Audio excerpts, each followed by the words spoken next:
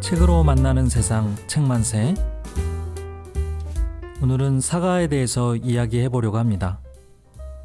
잘못한 일에 대해 상대에게 용서를 구하는 사과에 대한 이야기입니다. 여러분은 사과하면 떠오르는 장면이 있나요? 저는 한 국회의원이 청문회 자리에서 사과하세요라고 외치며 한 공무원을 질책하는 장면이 제 머릿속에 남아 있습니다. 살아가면서 한 번쯤은 의지와 다르게 일을 잘 못할 경우가 있습니다. 말실수로 상대에게 상처를 주기도 하고요. 의도적으로 사람을 속이려고 하는 일도 있습니다. 여러분은 사과를 한 일이 더 많나요? 아니면 사과를 들은 일이 더 많은 편일까요? 혹시 아직 누군가에게 하지 못한 사과가 있지는 않은지요? 얼마 전 집안 이곳저곳에 쌓아둔 물건들을 정리하면서 이전 직장에서 퇴사를 앞둔 직원이 제게 남긴 이메일 문서를 하나 찾았습니다. 정리를 하다가 그 자리에 앉아서 내용이 무엇이었는지 천천히 다시 읽어보았습니다. 저에 대한 서운한 감정을 넘어선 조금 가한 질책이 들어있었습니다. 얼굴이 다소 화끈거렸는데요. 어떤 상황이었길래 이런 감정을 내게 이메일로 쏟아냈을까? 잠시 정리를 멈추고 그때의 시간으로 돌아가 봤습니다. 같은 팀에서 일한 후배가 보낸 그 이메일 속에는 저로 인해서 또 다른 누군가가 그만두는데 왜 그것을 모르냐라며 한마디로 당신의 잘못이지 누굴 탓하냐라는 것이었습니다.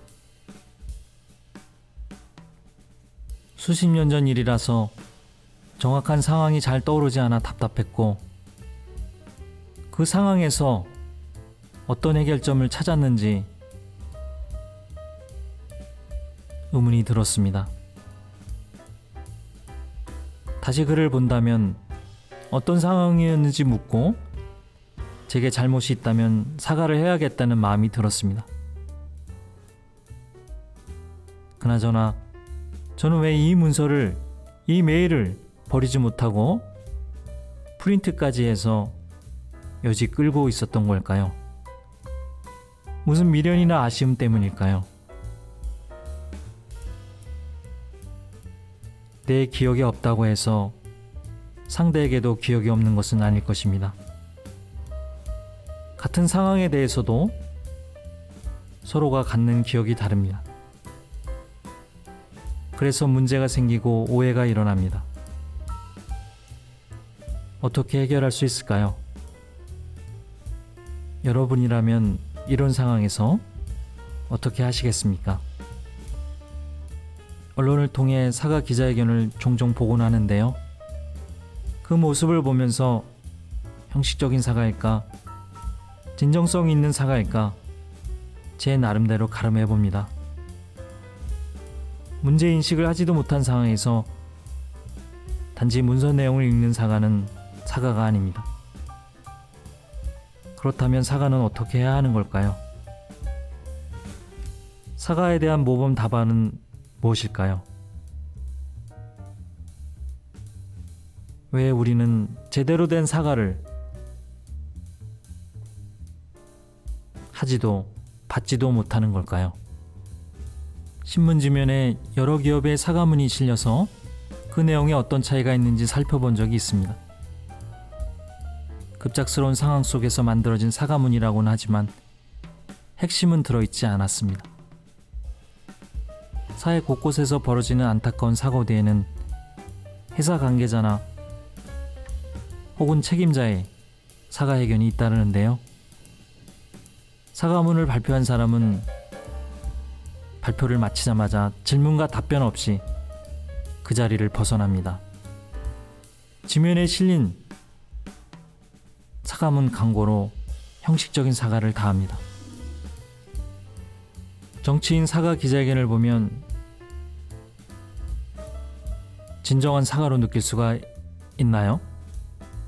어쩔 수 없이 떠밀려 쓴 문장을 읽는 사가에서는 진정성을 찾기가 어렵습니다.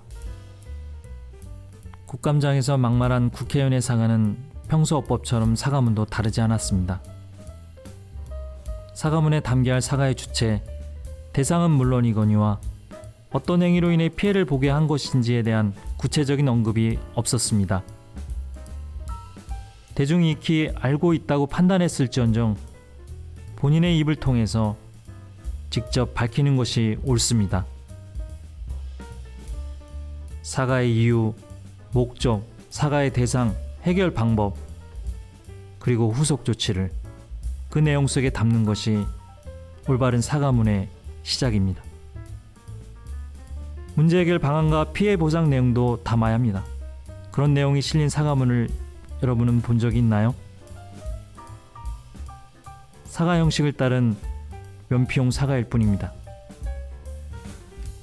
당사자로서는 당장 급한 불을 껐다고 생각하겠지만 불씨가 남아 언제고 더 큰 불을 일으킬지 모릅니다.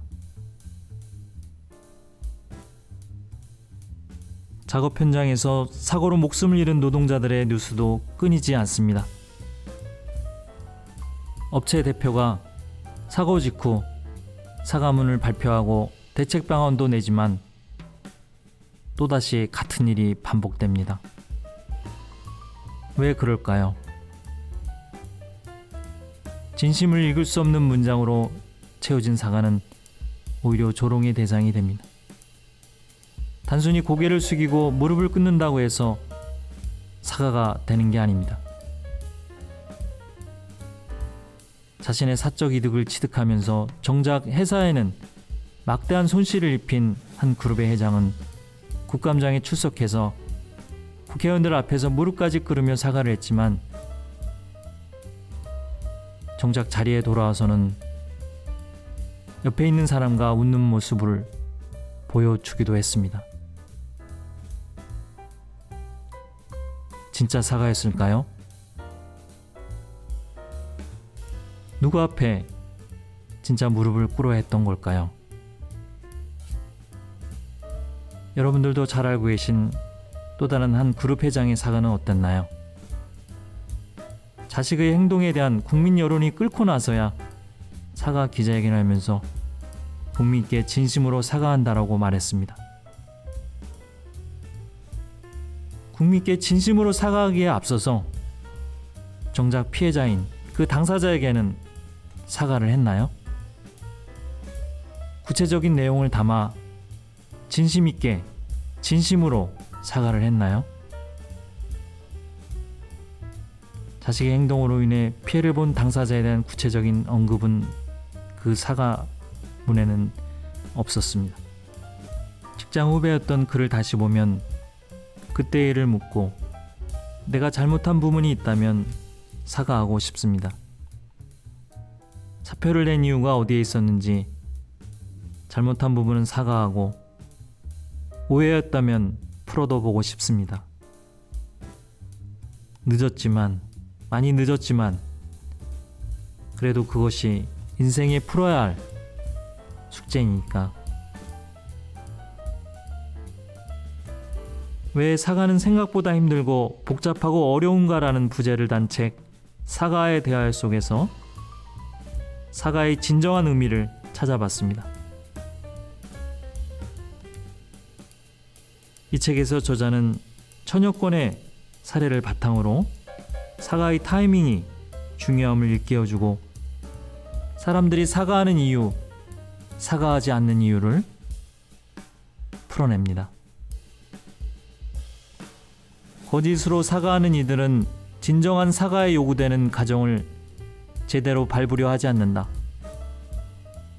자기 잘못을 충분히 인정하지 않거나 진정으로 후회하고 있음을 상대에게 표현하지 않으며 앞으로 달라지겠다는 약속을 포함한 적절한 보상을 제공하지 않는다.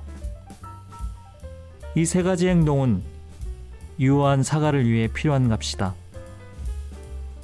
이를 실천에 옮기려면 정직, 관용, 겸손, 헌신, 용기, 희생 등이 요구된다.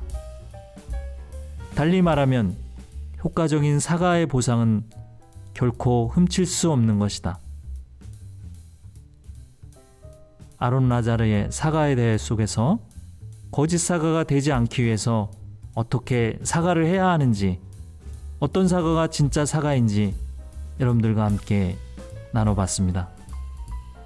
아론 라자르의 이야기에 공감하시나요? 저는 왜 여직 지금까지 그 이메일 문서를 버리지 않고 수년이 지나도록 갖고 있었던 걸까요? 아마도 풀지 못한 숙제였기에 그 문서를 갖고 있었던 것은 아닐까 싶습니다. 했는지도 모르지만 하지 않고 했다고 착각하고 살았는지도 모르겠습니다. 제대로 세우지 않으면, 바르게 돌려놓지 않으면 언제고 다시 무너질 수밖에 없습니다.